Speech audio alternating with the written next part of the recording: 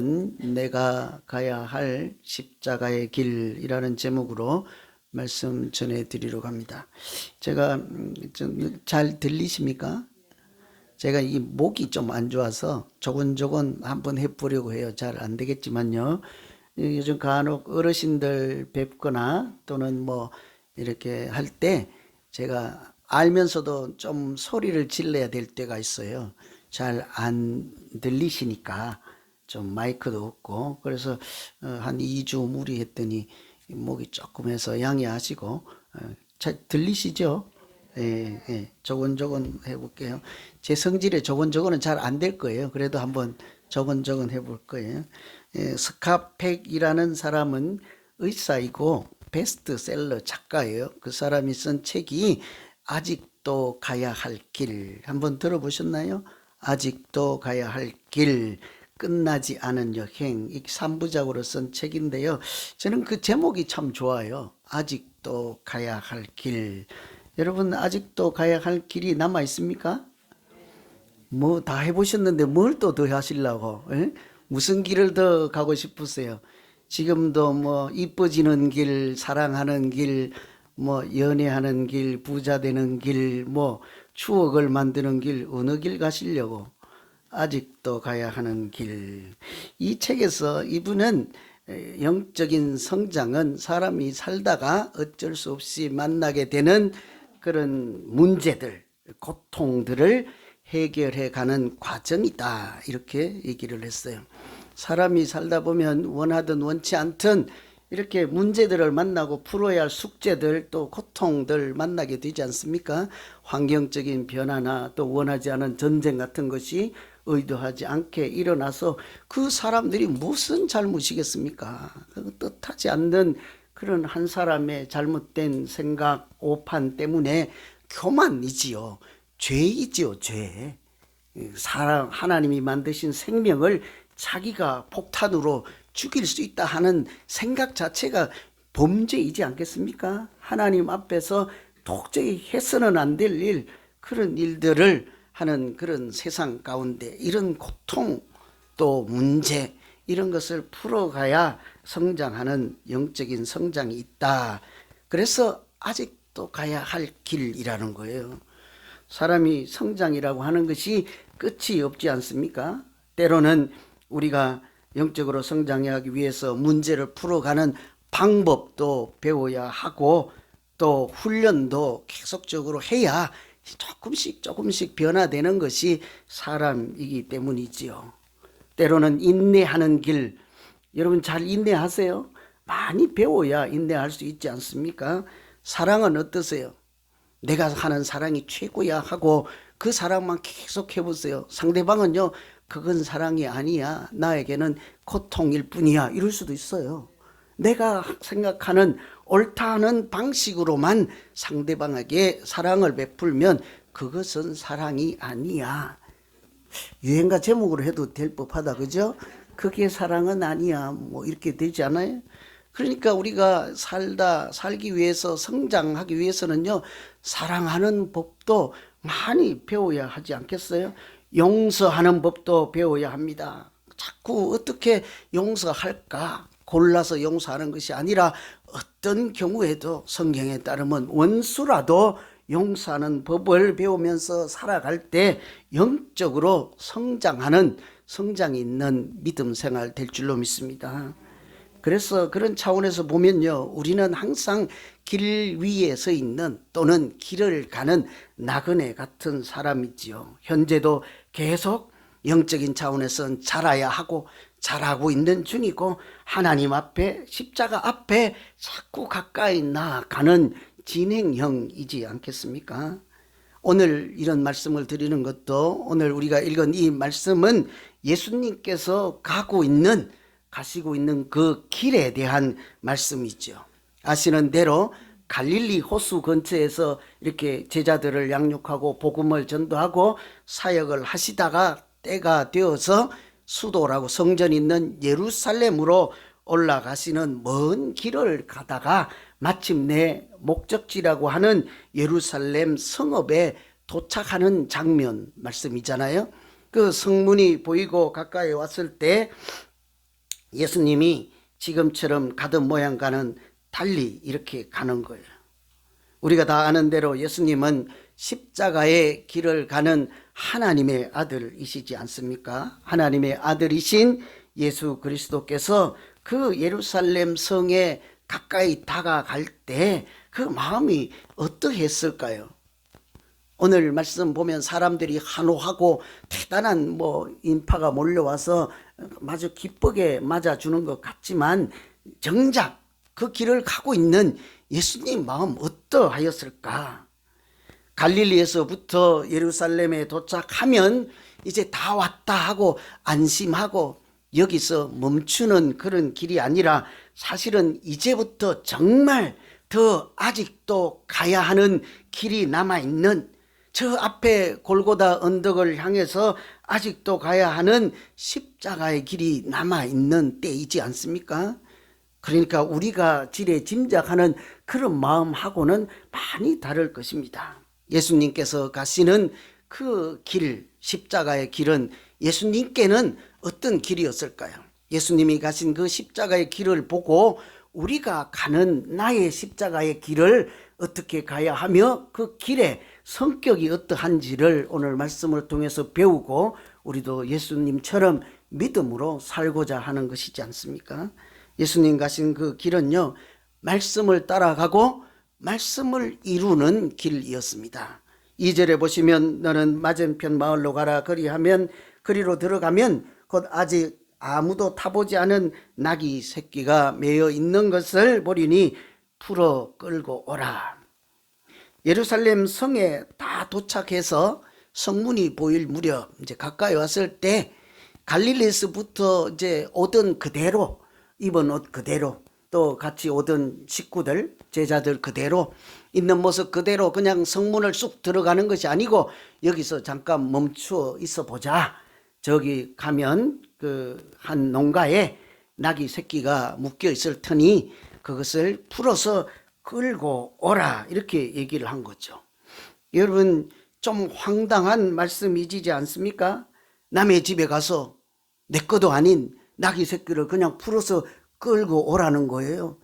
그냥 주님 아니면 도둑질하고 비슷하지 않겠습니까? 아니, 비슷한 게 아니고 도둑이죠, 뭘. 남의 집에 가서 잘 묶여있는 소, 이렇게 나귀 끌고 오라는데요. 주인이 또 가만히 있겠습니까? 그 집 주인이? 주인이 또 가만히 있고 낮잠을 주무신다 한들 그 어미 나귀가 있다면 또 자기 새끼를 끌고 가는데 가만히 있겠냐고요. 한바탕 소독이 일어나지 않겠습니까? 온 세상을 시끄럽게 하는 소동을 일으키면서까지 왜 예수님께서 지금처럼 조용히 그냥 쑥 들어가지 않고 다 와서 문 앞에서 좀 이렇게 시끌벅적하게 그럴까? 여러분, 어릴 때 또는 시골에 자라실 때 송아지나 나귀 새끼 같은 거 한번 짐승의 새끼를 끌고 가본 일이 있습니까? 저는 어릴 때요, 한 10살, 9살 이 정도 됐을 것 같아요. 송아지 끌고 가다가 죽는 줄 알았습니다. 웬고하니 밭에 들에 있는 그때 저도 거기 있고 송아지도 있었어요. 그런데 정확한 기억은 아니지만 어미소가 짐을 싣고 갔는지 한 1마일 정도 떨어진 동네 집에 가 있단 말이에요. 근데 점심때가 되었는지 엄마는 거기서 밥을 먹고 있고 송아지는 들에 있으니 이 새끼가 가만히 있겠냐고요. 난리법석을 치고 고래고래 소리를 지르고 정말 못 있겠더라고요. 그래서 이제 어머니 아버지께 내가 한번 엄마한테 데려다 주면 되지 않겠냐고. 그래서 끌고 가겠다 하니까 말리지요. 그거 안 된다는 거 알지 않겠습니까? 그래도 제가 한번 해보겠다고 도전장을 내밀고 송아지를 끌고 가는데요. 이게 한 걸음 가면 한 1분 서 있어야 돼. 한 걸음 가면 또 서 있어야 돼. 앞에서 땡기면 뻗팅기고 뒤에 가서 때리면 밭으로 논으로 들고 뛰지요. 이게 1마일을 가는데 하루 종일 걸릴 것 같더라고요. 그래서 지도 울고 나도 울고 해서 마을 가까이 가서 이제 엄마 소의 소리가 좀 더 가까이 들릴 거 아니에요. 거의 다 왔을 때 비로소 이제 뛰는 거예요. 그때는 제가 신경 안 써도 엄마 찾아 산만리 가는 거예요. 이 새끼 짐승을 끌고 가는 것이 보통 일이 아니거든요. 그런데 예수님은 거기 묶여있는 나귀 새끼 가서 끌고 오라는데요. 시끄럽지 않겠습니까? 주인도 가만히 있지 않을 것입니다. 그런데 예수님은 그 집 주인이, 나귀 주인이 무슨 도둑이야 하고 소리를 지르든지 말하든지 그런 걱정은 조금도 하지도 않고 미안해 하는 것, 그런 얘기는 전혀 없습니다. 세상이 시끄럽게 될지라도 나는 모르겠다 하는지 이렇게 무슨 소용이 있을까 싶을 정도로 그런 인간적인 고민은 전혀 하는 것 같지 않아요. 예수님 마음에는 오직 시끄럽든지 말든지 도둑이야 소리를 지르든지 예수님 마음만 한번 생각해 보자고요. 오직 한 가지 마음뿐이었습니다. 내가 이렇게 하는 것은 이렇게 해야 하나님의 말씀을 따라가는 길, 말씀을 이루는 것이기 때문이었습니다. 맹고하니 예루살렘 성에 하나님이 보내신 메시아 하나님의 아들이 십자가를 지기 위해서 거기 들어올 때는 나귀 새끼를 타고 오신다 하는 말씀을 예수님이 마음에 품고 기억하고 있었기 때문이죠. 그래서 백마를 타고 들어가지 않습니다. 자동차를 타고 들어가지도 않습니다. 만물을 지으신 하나님의 아들이시니 호랑이 보고 조용히 하자, 내가 좀 타자 하고 보란 듯이 갈 수도 있지 않겠습니까? 그런 것마다 하고 나귀 새끼를 타는 것은 말씀이 그 마음에 기억하고 있기 때문이에요. 스가랴 9장에 보면 시온에 따라 크게 기뻐할지어다, 예루살렘 따라 즐거이 부를지어다.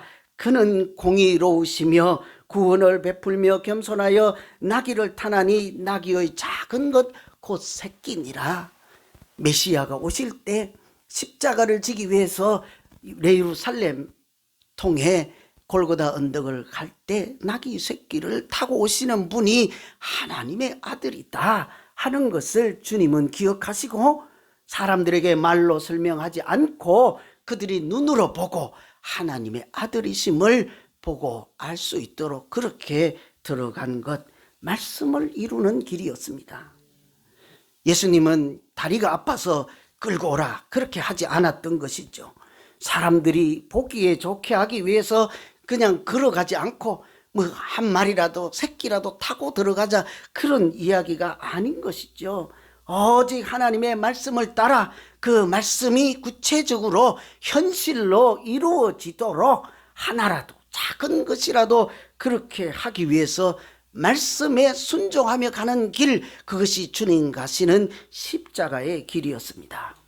이처럼 예수님이 행하시는 행동의 기준, 예수님이 살아가는 삶의 모든 기준은 언제나 하나님의 말씀이었죠. 그래서 예수님은 늘 이렇게 얘기했습니다. 나의 양식은 나를 보내신 하나님의 뜻을 행하며 그 일을 온전하게 이루는 것이라.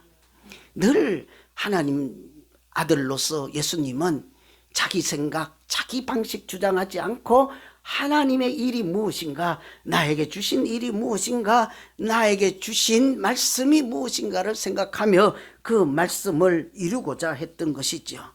여러분, 우리는 어떨까요? 믿음으로 살아가는 것. 그냥 한번 해볼까? 1번, 하나님 말씀을 생각하고 그 말씀을 이루며 사는 것이다. 아니다. 그냥 내가 생각하는 대로 교회만 잘 다니면 된다. 믿음이라고 하는 것이 무엇일까요? 예수님처럼 나에게 주신 말씀을 내 마음판에 새기고 그 말씀이 구체적으로 이루어지도록 그 말씀에 순종하며 하나님께 영광을 돌리며 사는 것이 믿음 생활하는 것이지 않겠습니까? 그것이 믿음일 거예요. 여러분이 아멘 조금 하면 저도 확신이 안 들어서 그럴 거예요. 이렇게 하고 말 거예요. 그죠? 말씀 따라가는 거지요. 우리 믿음으로 사는 것이 하나님이 좌 하면 우리가 좌로 가는 것이고 하나님이 우 하면 우리가 우로 가는 것이 믿음 생활이지 않겠습니까?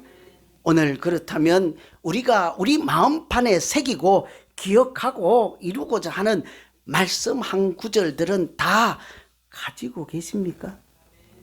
그러니까 안 계실까 봐 그냥 쬐끔하게 말하고 말 거예요. 나도 지나갈 거예요. 그냥 이 말씀을 품고 그 말씀 따라가고 그 말씀이 이루어지기를 날마다 기도하고 소원하고 애를 쓰는 그런 믿음 생활, 예수님이 하시는 그처럼 그렇게 믿음 생활하는 분들, 우리 모두가 그런 믿음 생활 해야 되지 않을까요?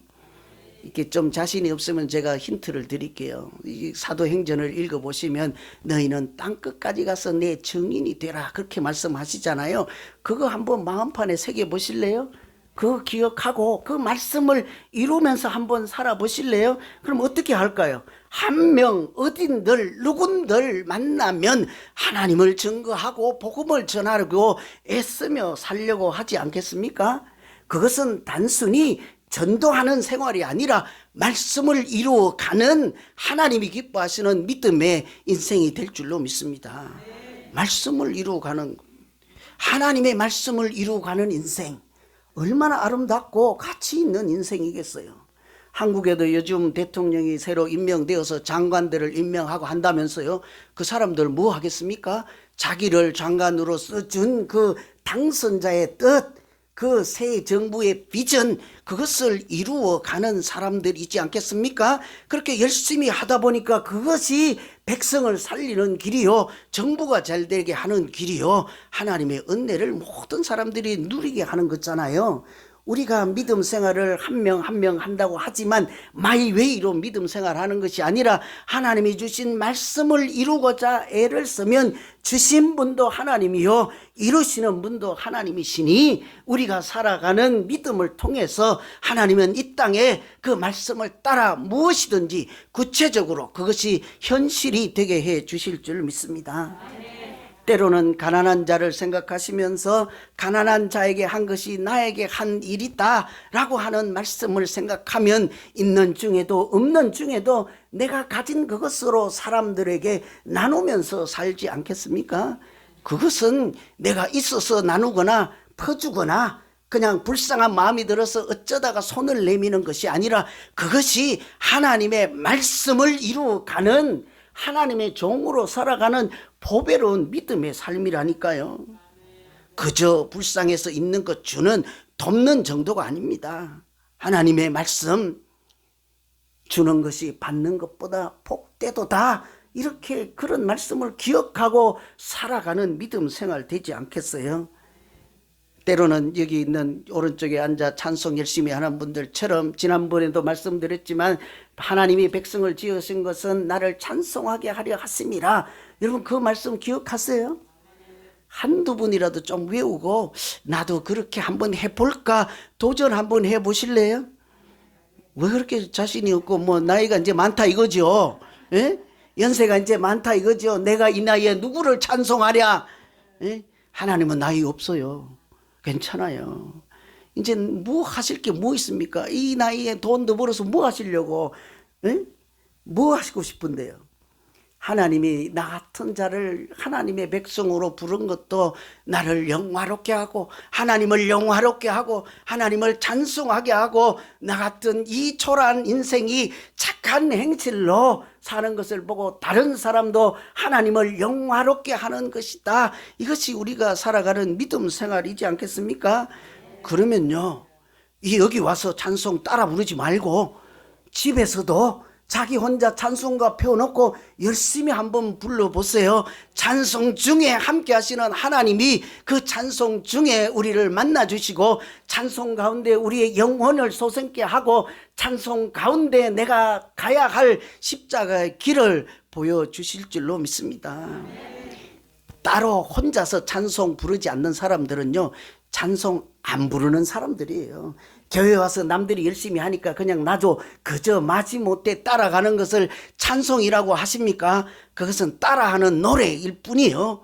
내가 혼자서 무릎 꿇고 십자가 아래 때로는 아무도 없는 월요일, 화요일, 목요일 아무데도 시시때때로 여기 와서 저 뒤에 문 잠궈 놓고 혼자 앉아서 찬송가 시큼 부르다가 가세요. 그것은 나 혼자 전심을 다해서 하나님을 찾는 사람이 올려드리는, 하나님께 올려드리는 영광 그 자체이지 않겠습니까?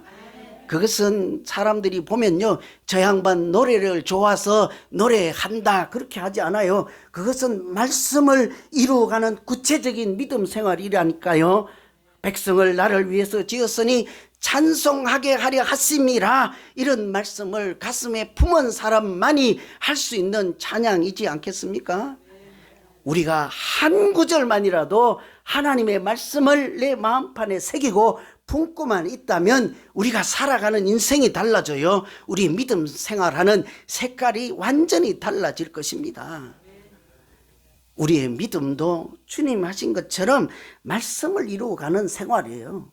하나님의 말씀 없이 어떻게 우리가 진리의 길을 가며 예수님을 닮아가며 하나님을 영화롭게 하는 길을 가겠습니까? 하나님께서 우리에게 주신 말씀도 기억을 못하는데 그 말씀 중에 있는 하나님의 생각과 하나님의 마음이 무엇인지 헤아리지도 못하는데 어떻게 내가 예수님을 닮아가고 하나님의 뜻을 이룬다고 말할 수 있겠냐고요. 그러니 우리가 말씀을 주신 분도 하나님이요 이루시는 분도 하나님이시니 한 단어라도 한 구절이라도 그 말씀을 내 마음판에 새기고 그 말씀을 위에서 붙잡고 살아가면 그 말씀 때문에 하나님은 우리 가정에 천국을 만드시고 그 말씀 때문에 영원히 소성케 하고 내 믿음 생활도 이 땅을 밝혀가는 소금과 빛 같은 등불이 되게 하실 줄로 믿습니다. 말씀 기억하시려면 말씀 읽어야 돼요. 열심히 읽으세요. 요즘 우리 교회 자랑거리라고까지 아직 그렇습니다만 밤낮으로 와서 성경 공부하는 사람들이 많이 늘고 있잖아요. 오늘 이성일 장로님 오셨나요? 안 보이시는 것 같은데. 이분은 어디 갔더니 큐티 열심히 하고 말씀에 관심 있는 교회를 가르쳐 주라 하고 물었더니 우리 교회를 가르쳐 줬다는 거예요. 이 LA의 교회가 한두 개입니까? 어떻게 그 서점 주인이 큐티 열심히 하는 교회를, 제가 참 부끄러웠어요. 우리 열심히 하지도 않고 그냥 매달 책 사서 주고 마음으로만 우리도 이제 큐티 나눔을 해야지 토요일 날 혹시 큐티 나눔을 하면 부엌에서 일하는 분들이 뿔나지 않을까. 나는 일하는데 저분들은 양식, 영혼의 양식 말씀을 먹고 있네. 제가 두려워서 지금 못하고 있거든요. 저 고민을 아십니까 여러분? 이런 다른 사람들이 보고 우리를 다 보고 듣고 있다고요. 눈여겨보고 있다고요. 그들이 보고 있지 않아도 하나님이 보고 계시지 않겠습니까? 우리가 말씀을 사모하는 교회인지 말씀 붙잡고 건강한 믿음 생활을 하려고 하는 교회인지 세상이 알고 하나님은 다 아실 줄 믿습니다. 우리는 그렇게 말씀 위에 선 교회를 가려고 하는 거잖아요. 두 번째 예수님께서 가시는 그 길은 사명의 길이었습니다. 사명을 감당하는 길. 9절에 보면 앞에서 가고 뒤에서 따르는 자들이 소리 지르되 호산나 찬송하리로다 주의 이름으로 오시는 이요 그렇죠. 사람들이 예수님이 오시는 길을 환영하고 야단 법석이었습니다. 어떤 사람들은 종려나무 가지를 꺾어서 흔들기도 하고 땅에 깔기도 하고, 그것도 미처 준비하지 못한 사람들은 자기 겉옷을 벗어서 그 나귀 등 위에 깔고 길바닥에 깐 거예요. 여러분 잘 그 기억이 안 나고 상상이 안 되면 이 할리우드에 무슨 시상식 할 때 그 영화 배우들 가라고 빨간 레드카펫 까잖아요. 그처럼 하는 거예요. 왕이 오시는 길이고 주님 오시는 길이니까 아주 특별한 길에 자기 옷을 다 깔아요. 순종을 표시하고 하나님이 아들인 것을 찬양하는 모습이지 않습니까? 어떤 사람은 그것까지는 성에 안 차가지고 소리를 지르기 시작하는 거예요. 마치 대통령 이렇게 당선되거나 출마한 사람들이 유세하러 오면 막 소리를 지르는 것처럼 호산나 찬송하리로다 주의 이름으로 오시는 이어 하고 호산나 찬송하리로다 하고 소리를 지르는 것이죠. 거기 들어가는 예수님이 여기 계신 여러분 모두라면 뭐라고 할까요? 무슨 생각이 듭니까? 저는 얼마 전에 대통령 선거가 있어서 그랬는지 자꾸 그 장면이 생각나요. 나는 그냥 가는데, 나의 길을 가는데 많은 사람들이 와서 호산나 찬송하리로다 하고 하니까 나도 한번 출마해 볼까? 나도 왕이 될 수 있지 않을까? 내가 이 십자가의 길 말고 그냥 면류관을 쓰는 길로 영광의 자리로 바로 가면 어떨까? 이런 생각 한번 해보지 않겠습니까? 얼마든지 할 수 있을 거예요. 그죠? 예수님도 잠시 잘못하면 그렇게 생각할 수 있지 않겠습니까? 그런데 주님은 십자가의 길, 그 예루살렘 성 입구에 왔으니 점점 더 분명하게 보이는 골고다 언덕만을 생각하고 자기가 그냥 채찍에 맞음으로 사람들이 나음을 입고 자기가 징계를 받음으로 저 길에 서서 호산나 찬송하리로다, 우리를 구원하시는 주여 하고 찬송하는 그 사람들에게 평화를 주실 것만 생각하고 영광이나 왕이 되는 길이 아니라 종이 되는 길, 고난의 종, 우리 장로님 기도하신 것처럼 고난의 종으로서 하나님의 뜻을, 사명을 완수하는 길 계속 가지 않습니까?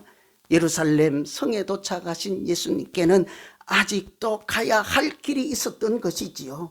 거기 성전이 있는 예루살렘에 도착하는 것으로 끝나는 것이 아니라 하나님의 뜻, 십자가에 달려서 화목제물이 되심으로 죄 많은 우리들을 하나님의 자녀로 살게 하시는 구원, 호산나 하는 그 사명을 완수하는 길까지 갈 때까지 주님 아직도 가야 할 길이 있었던 것이었습니다.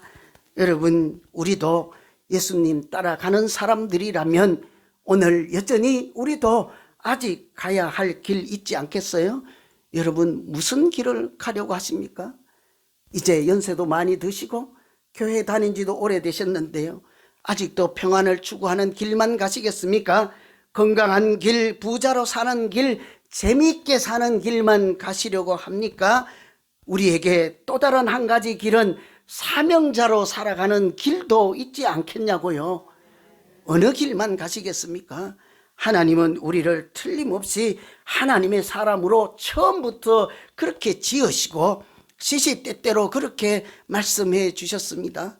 아브라함을 부를 때도 땅과 민족을 주시지만 모든 만민에게 복의 근원이 되게 하겠다는 말씀, 사명을 주시지 않았습니까? 예수님이 제자들을 부르실 때도 사람을 낚는 어부가 되게 하리라 보내실 때도 두 사람 보내시면서 항상 땅끝까지 가서 복음을 전할 사명자로 우리를 그렇게 부르신 줄로 믿습니다. 이런 사실을 아는 사도 바울은 이렇게 얘기하잖아요. 나의 달려갈 길과 주 예수께 받은 사명, 곧 하나님 은혜의 복음을 전하는 증거하는 일을 마치려 하면은 나의 생명도 조금도 귀한 것으로 여기지 않겠다. 내가 달려가는 길을, 같은 길, 사명의 길이라고 하잖아요. 우리가 예수님 따라가면 말씀을 이루는 길, 사명을 완수하는 길 갈 때 주님 닮은 사람, 제자라고 할 수 있는 거예요. 제가 이런 말씀 드리면 예수님이니까 그렇겠지요, 뭐 사도 바울이니까 다 성경에 나오는 사람들이니까 그럴 수 있는데요, 그렇지 않습니다. 이 세상에도요, 그냥 예수 믿는 그리스도인이라는 이름 때문에 여전히 사명 붙잡고 사는 사람들이 얼마나 많은지 몰라요. 제가 아무것도 모르고 40살에 신학교로 가서 목사가 되었잖아요. 이렇게 험난하고 그것이 정말 십자가의 길이었으면 지금 같으면 다시 생각해 볼 거예요. 정말 철이 없었을 거예요. 그렇죠? 믿음이 없어서 이렇게 얘기하는 거예요. 하나님이 부르신 그 길도 하나님이 원망스러울 정도로 고통스럽고 가고 싶지 않은 길, 그 길을 그래도요, 저는 어차피 제가 선택하고 하나님의 부르심에 응답해서 여기까지 와서 이제 은퇴할 날이 내일 모레잖아요. 그런데 제가 보니 젊은 좀 뭐라고 할까, 좀 뭐라고 하고 싶어, 좀 야단하고 싶어. 젊은 그분들이 왜 그 길을 나서냐고. 이제 30이 되어서 30 몇 살 되어서 애들 삐약삐약 하는 애들 데리고 왜 그 길을 간다고 신학교로 가냐고요. 왜 가냐고. 그 길을 불쌍하기도 하고 말리고 싶어. 내가 말리고 싶어.